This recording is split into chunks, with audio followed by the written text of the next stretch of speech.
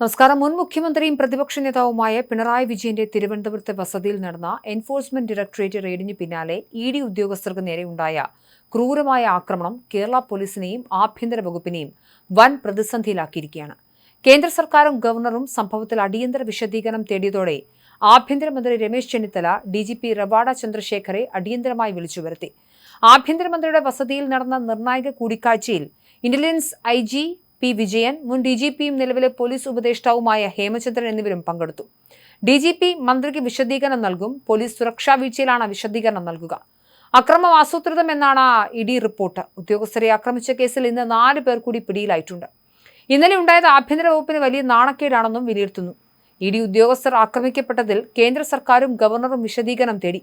ഇതിന് മറുപടി നൽകാൻ ആഭ്യന്തര വകുപ്പിന് ബാധ്യതയുണ്ട്. വീഴ്ച കണ്ടെത്തുന്നതുൾപ്പെടെയുള്ള കാര്യത്തിൽ ഇന്നത്തെ യോഗത്തിൽ ചർച്ചയാകും. അതോടൊപ്പം പോലീസിലെ പൊളിച്ചെഴുത്തും ചർച്ചയാകും. മുഖ്യമന്ത്രി തലസ്ഥാനത്തെത്തിയ ശേഷമായിരിക്കും ഇക്കാര്യത്തിൽ തീരുമാനമെടുക്കുക. ഇന്നലത്തെ സംഭവം വീഴ്ചയാണെന്ന് ആഭ്യന്തരമന്ത്രിക്ക് ബോധ്യമുണ്ട്. ഇന്നലെയും ആഭ്യന്തരമന്ത്രിയും DGPയും ഫോണിൽ ഏറെ നേരം സംസാരിച്ചിരുന്നു. തിരുവനന്തപുരത്തെ ED പരിശോധന സംബന്ധിച്ച് ഒരു വിവരവും ഉണ്ടായിരുന്നില്ലെന്ന് ആഭ്യന്തരമന്ത്രി രമേശ് ചെന്നിത്തല പറയുന്നുണ്ട്. പോലീസിനെയോ ആഭ്യന്തര വകുപ്പിനെയോ മുൻകൂറായി ED കാര്യങ്ങൾ അറിയിച്ചിരുന്നില്ല. ഇഡിക്കെതിരെ ഉണ്ടായത് ആസൂത്രിത ആക്രമണമാണെന്നും കർശന നടപടിയെടുക്കുമെന്നും രമേശ് ചെന്നിത്തല ആവർത്തിക്കുന്നുമുണ്ട്. ആളുകൾ കൂടിയപ്പോൾ ക്രമസമാധാന പരിപാലനത്തിന് പോലീസ് ഇടപെട്ടുക മാത്രമാണ് ചെയ്തത്.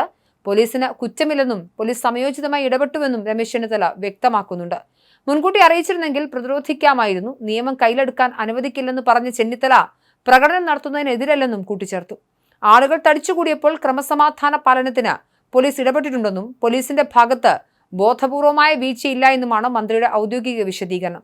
എന്നാൽ ക്രമസമാധാന ചുമതലയുള്ള ഉന്നത ഉദ്യോഗസ്ഥരുടെ ഭാഗത്തുനിന്നുണ്ടായ ഗുരുതരമായ വീഴ്ചയിൽ ആഭ്യന്തരമന്ത്രിക്ക് കടുത്ത അതൃപ്തിയുണ്ട്.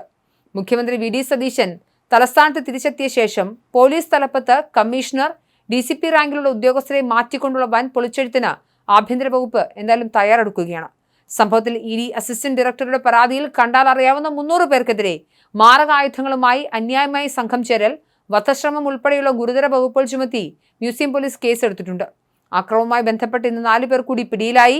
ED സെർച്ച് ടീമും CRPF ഉദ്യോഗസ്ഥരും സഞ്ചരിച്ചിരുന്ന 3 കാറുകളാണ് ആക്രമികൾ തല്ലിത്തകർത്തത്. യാതൊരുവിധ പ്രകോപനവുമില്ലാതെ കൊല്ലട എന്ന് ആക്രോശിച്ചുകൊണ്ട് ഇഷ്ടികകളും ഇരുമ്പ് ദണ്ഡുകളും ഉപയോഗിച്ച കാറുകൾ ആക്രമിക്കുകയായിരുന്നുവെന്ന് ED റിപ്പോർട്ടിൽ പറയുന്നു.